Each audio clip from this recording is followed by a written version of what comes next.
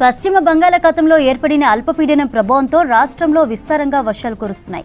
అల్పపీడనం మరింత బలపడి వాయుగుండంగా మారే ఛాన్స్ ఉన్నట్లు తెలిపారు వెదర్ ఆఫీసర్లు. జిల్లాల్లో మోస్తరు నుంచి భారీ వర్షాలు పడుతున్నాయి. మరో 3 రోజులు వర్షాలు పడే ఛాన్స్ ఉన్నట్లు తెలిపింది వాతావరణ శాఖ.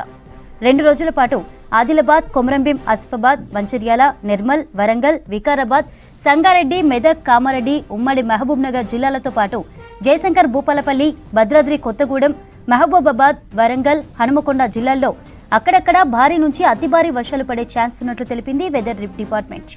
15 జిల్లాలకు ఆరెంజ్ అలర్ట్ జారీ చేసింది.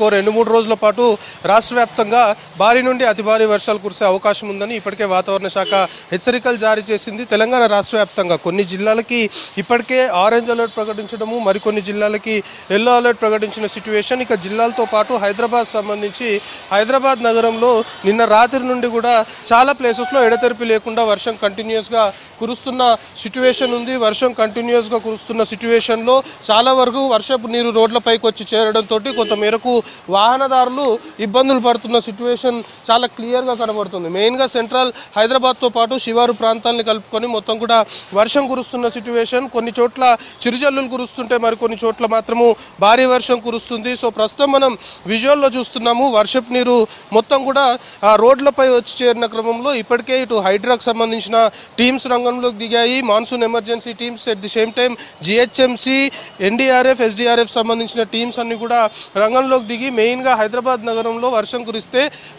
గ్రేటర్ పరిధిలో వాటర్ ల్యాగింగ్ పాయింట్స్ సంబంధించి దానిపైన ఫుల్ ఫ్లెడ్జ్డ్గా ఫోకస్ పెట్టడంతో పాటు ఇక లోతట్టు ప్రాంతాలకు సంబంధించి, ఎందుకంటే చాలా ప్లేసెస్లో ఇళ్లలోకి నీరు వచ్చి చేరే అవకాశం ఉంటుంది. అలాంటి ప్లేసెస్ గతంలో వర్షం కురిసినప్పుడు సిటీలో అలాంటి ఏరియాస్ ఏవైతే ఉంటాయో వాటన్నిటిని ఆల్రెడీ అధికారుల నోటీస్లో ఉన్నాయి. అధికారులు ఐడెంటిఫై చేశారు కాబట్టి మెయిన్గా వాటర్ నిలిచే ప్లేసెస్ సంబంధించి అక్కడనే ఎక్కువగా కూడా ఫోకస్ పెట్టడంతో పాటు ఆ గ్రౌండ్ లెవెల్లో ఎవరైతే సిబ్బంది ఉంటారో వాళ్ళని ఎప్పటికప్పుడు కూడా ఉన్నతాధికారులు అలర్ట్ చేస్తున్న సిట్యుయేషన్ ఉంది. ఇక సెంట్రల్ హైదరాబాద్ సంబంధించి మాత్రము ఇటు Banjara Hills, Jubilee Hills, Panjagutta, Ameerpet, Maitrivanam, SR Nagar, దాంతోపాటు రహమత్ నగర్ వంటి ఏరియాల్లో కంటిన్యూస్గా భారీ వర్షం కురుస్తుంది.